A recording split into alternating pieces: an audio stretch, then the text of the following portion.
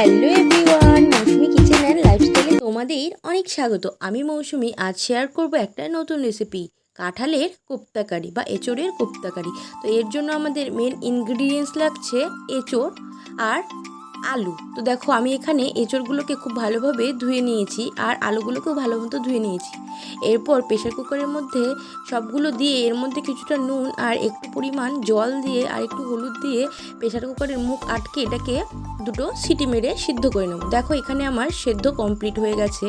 এরপর কি করতে হবে, এঁচোড়ের যে বীজগুলো রয়েছে সেগুলোকে দেখো ভালোভাবে এঁচোড়গুলোকে একটু ম্যাশ করে নিতে হবে আর ভেতরে যে বীজ রয়েছে সেগুলোকে বের করে ফেলে দিতে হবে। তারপর দেখো এগুলোকে একটু ভালো মতো হাত দিয়ে চেটকে মেখে নিতে হবে।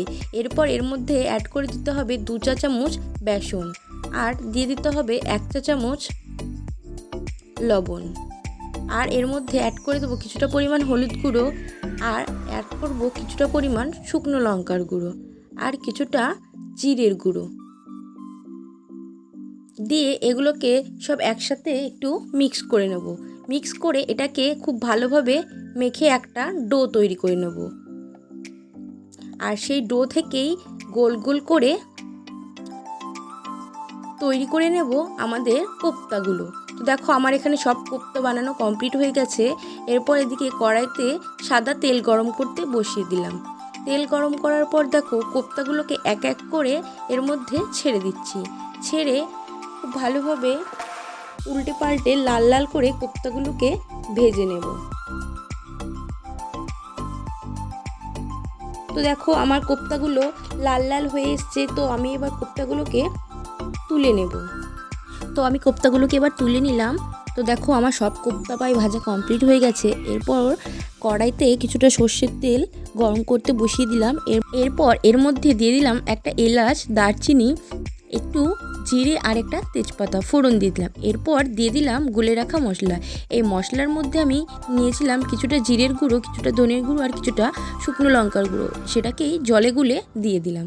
তো দেখো মশলাটাকে দিয়ে একটু হালকা হাতে নেড়ে চেড়ে নিচ্ছি।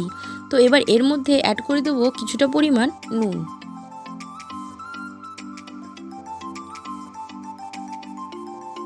দেন এরপর একটু অ্যাড করে দেবো কিছুটা পরিমাণ হলুদ গুঁড়ো। তো এখানে হলুদ গুঁড়ো অ্যাড করে দিয়ে তার উপর একটু মিষ্টির জন্য একটু সামান্য চিনি অ্যাড করলাম। তোমরা এটা অপশনালি দিতেও পারো নাও পারো। দেন এরপর দিয়ে দিলাম গুলে রাখা টক দই। তোমরা টক দইটাকে একটু ভালোভাবে ফেটিয়ে নেবে।